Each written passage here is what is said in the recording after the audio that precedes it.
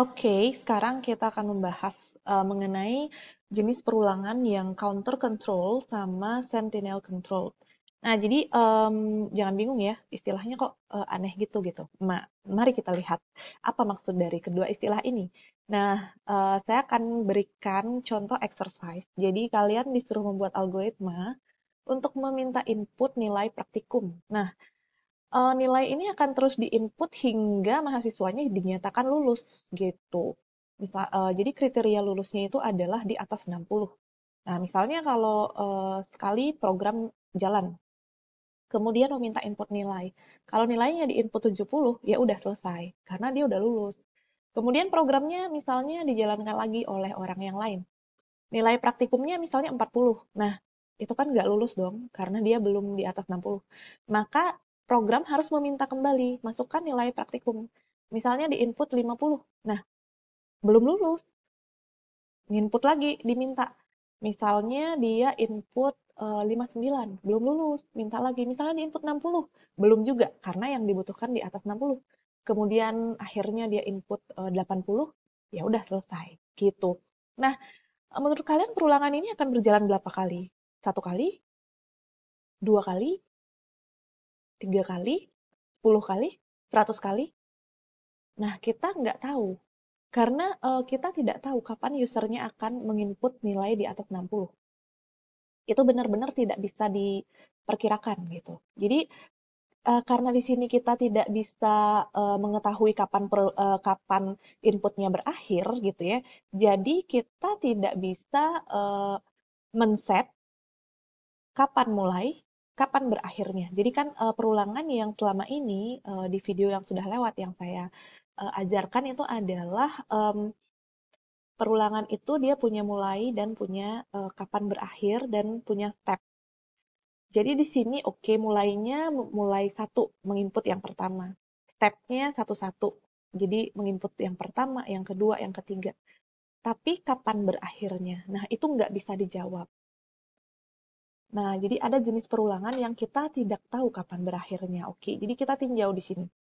Ada yang counter versus sentinel control loop. Jadi, yang counter control ini biasanya disebut dengan definite repetition. Jadi, jumlah perulangannya kita tahu dengan jelas. Misalnya contoh, mintalah input 10 kali. Berarti kita tahu kapan berakhir. Ketika user sudah menginput 10 kali. Atau cetaklah angka 1 sampai dengan 5 dengan peningkatan 1. Jadi kita di sini jelas tahu. Diawali dari 1, naiknya 1, berakhirnya di 5. Itu kita jelas tahu. Itu namanya counter control. Counter control emang paling mudah dikerjakan dengan perulangan jenis for. Karena paling simple untuk sintaksnya. Jadi di dalam perulangan counter control itu ada counter. Counter itu bahasa Indonesianya pencacah. Yaitu kalau mungkin kalian masih ingat sintaks dari for, misalnya for i sama dengan 1 to 10. Nah, i-nya itu adalah variable control atau counter. Karena dia yang menghitung kita udah sampai di langkah keberapa. Jadi counter inilah yang nanti akan dimodifikasi sepanjang langkah. Kalau sudah langkah ke satu, maka nilainya dinaikkan. Siap-siap menuju langkah kedua. Sudah langkah kedua, nilainya dinaikkan. Jadi seperti itu. Entah itu naik ataupun turun tergantung kepada jenis perulangannya, bisa increasing atau decreasing. Nah, counter control saya tidak akan terlalu bahas lagi di video ini. Kenapa? Karena sudah banyak video-video yang sebelumnya yang sudah membahas mengenai counter control.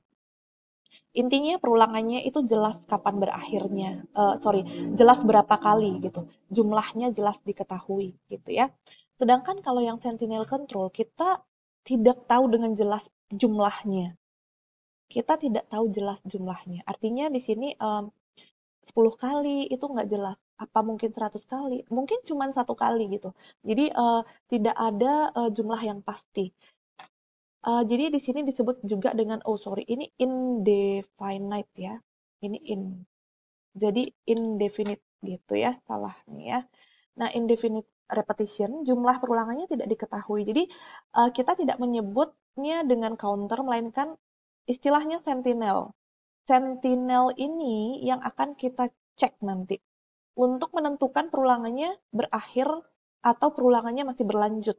gitu. Jadi tetap harus ada kondisi yang jelas. Walaupun jumlahnya kita tidak tahu, kondisinya harus tetap jelas kapan dia akan berakhir.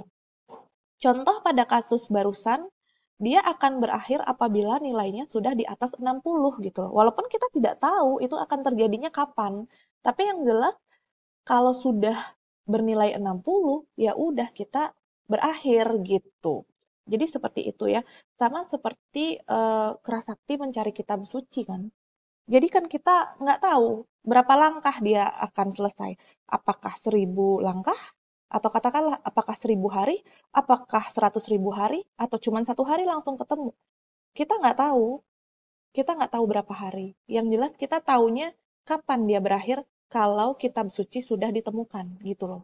Jadi itu sentinelnya itu kitab sucinya ditemukan gitu ya. Seperti itu contohnya. Nah, sekarang kita akan bahas nih kasus yang sebelumnya karena ini nggak jelas berapa kali jumlahnya dia uh, selesai gitu kan. Jadi ini termasuk yang sentinel control. Oke, yang sentinel control bisa kita pakai while, bisa juga pakai repeat. Kita pakai while dulu ya. Kalau pakai while itu kan kalian udah tahu lah ya, cek dulu baru lakukan. Kalau repeat until lakukan dulu baru dicek. Kalau kalian masih bingung perbedaannya silakan lihat video perbedaan antara while dengan repeat until atau do while. Nah, di sini karena kita cek dulu berarti harus ada dong variabel yang dicek. Nah, jadi di sini variabel yang dicek katakanlah namanya nilai. Jadi nilai ini kita sebut sebagai sentinel, bukan counter, tapi sentinel. Karena ini yang akan menentukan apakah pepulangannya berakhir atau tetap berjalan. Pertama kita baca dulu nilainya dari pengguna. Nah, di sini akan kita cek selama nilainya di bawah 60 atau 60 ke bawah. Kalau masih nilainya 60 ke bawah, maka dia kan tidak lulus dong ya. Berarti kita akan terus read, baca terus nilai. Oke. Sedangkan kalau menggunakan repeat, dia santai sih. Dia nggak perlu dibaca dulu. Kenapa? Ulangi, baca nilai. Sampai dengan nilainya di atas 60 gitu. Jadi di sini ulangi terus membaca nilai sampai di atas 60. Kalau lebih singkat akan lebih singkat menggunakan repeat until ketimbang menggunakan while. Karena di sini pada kasus ini kita harus dapat dulu berapa sih isi variabel nilai, berapa value dari variabel nilai, baru kita cek gitu loh. Jadi lebih simple menggunakan atau lebih tepat saya bilang menggunakan repeat until gitu. Oke, kalau kita coba di Flowgorithm ya. Saya buat baru aja. Nah, oke, kalau kita menggunakan while dulu deh. Kenapa di sini saya tidak menggunakan for? Nah, coba kita ilustrasikan dulu kalau mau menggunakan for supaya kalian nggak bingung ya. Kalau menggunakan for, oke lah, kita pakai counter i. Dan ada nilai, mungkin nilainya adalah real aja, supaya nilainya bisa koma-koma lah ya, bisa pecahan. Oke. Misalnya kalau kalian menggunakan for, nah, i, mulai dari 1. Nah, n-nya ini berapa? Kamu mau isi berapa? Kalau for itu kan n-nya itu adalah kapan dia berakhir kan? 10 kali? Belum tentu. 2? Belum tentu. 200? Belum tentu. Iya kan? 1 kali? Belum tentu gitu loh. Jadi kita tidak bisa tentukan n value-nya seperti itu. Oke, walaupun nanti di beberapa bahasa pemrograman itu ada for yang parameternya kosong, kemudian dikasih if dan break di tengahnya. Tapi itu tidak umum sih ya. Kita pakai yang umum aja. Jadi di sini kita bisa menggunakan while atau menggunakan versi repeat until-nya itu adalah do while kalau di Flowgorithm. Oke, mari kita gunakan while dulu. Jadi di sini kita akan baca dulu nilainya, read nilai. Supaya kita bisa tahu dong. Supaya kita bisa cek. Kalau nilainya belum kamu read, maka di dalam while itu dia akan bingung dong ngeceknya gitu loh. Jadi nilainya ini berapa gitu. Oke, jadi di sini selama nilai kurang dari sama dengan 60, nah di sini kita akan lakukan baca terus nilainya. Nah, saya copy ini aja karena sama hal yang dilakukan. Oke, nah jadi seperti itu. Nah, kalau sudah selesai perulangannya, well, misalnya bisa kasih output, selamat, akhirnya, atau selamat Anda lulus gitu aja ya. Oke, nah ini adalah versi menggunakan while. Saya jalankan ya. Pakai break aja supaya nanti jelas step-stepnya. Oke. Sekarang saya input nilainya misalnya 40. Enter. Nah, jadi di sini dia akan mulai nih. Apakah 40 kurang dari sama dengan 60? Yes. Karena true, maka dia lari ke input nilai. Nah, jadi di sini diminta lagi input nilai. Input nilainya misalnya saya 56. Nah, dia balik naik kan? Apakah 56 kurang dari sama dengan 60? Yes kan? Karena yes, maka dia akan meminta input lagi gitu. Twing, meminta input. Oke, 76 lah ya, biar tidak terlalu lama, enter. Nah, jadi di sini dia akan ngecek lagi, apakah 76 di bawah atau lebih kecil sama dengan 60? Oh, tentu tidak. Karena false, harusnya dia lari ke bawah atau keluar dari perulangan. Nah, nih. Dia lari ke bawah dan akan mengeksekusi selamat Anda lulus. Nah, itu yang dilakukan ya.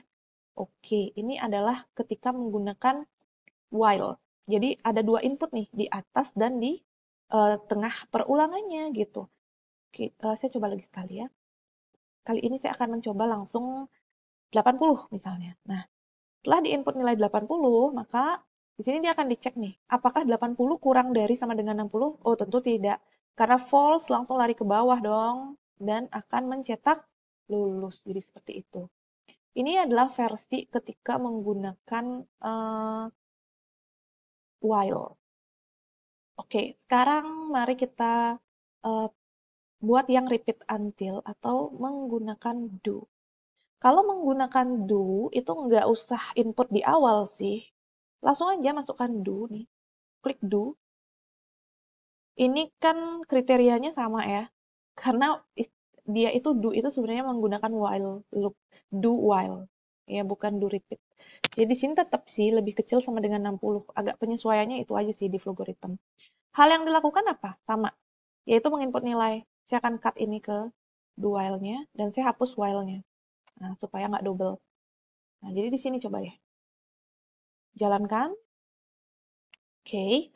Saya input misalnya, oke. Nah, jadi di sini dia mulai masuk ke do, lalu dia akan meminta input nih. Twing. Nah, masukkan nilai. Saya masukkan misalnya 45. Nah, jadi dia di sini dicek nih.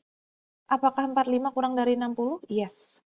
Maka dia akan meminta input lagi ke sini nih. Twing. Nah, saya langsung lulus aja 67.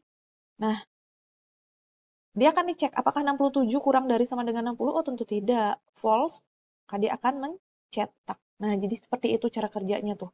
Jadi sebenarnya sih dia ini yang kita maksud dengan sentinel. Bedanya adalah ketika kalian misalnya menggunakan kalau counter control itu harus jelas walaupun dia pakai do ya. Coba bandingkan nih.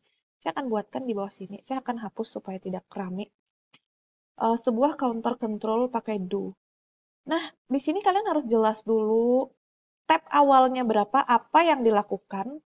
Kemudian di sini ada assign untuk menaikkan atau menurunkan nilainya, kemudian baru pengecekan. Jadi ada dua ekstra, counternya diawali berapa, lalu counternya dimodifikasi, kemudian dicek. Tapi kalau Sentinel, dia nggak gitu. Ya udah langsung counternya itu dimodifikasi di dalam sini, kemudian dicek gitu loh. Jadi langsung dimodifikasi misalnya di inputnya kah atau dengan penjumlahan atau apapun gitu. Jadi dia memang benar-benar modifikasi kemudian dicek. Kalau di sini harus ada nilai awal, modifikasi kemudian diceknya ini pun harus jelas kapan berakhirnya. Jadi contoh nih misalnya kayak I sama dengan 1 kayak gitu kan.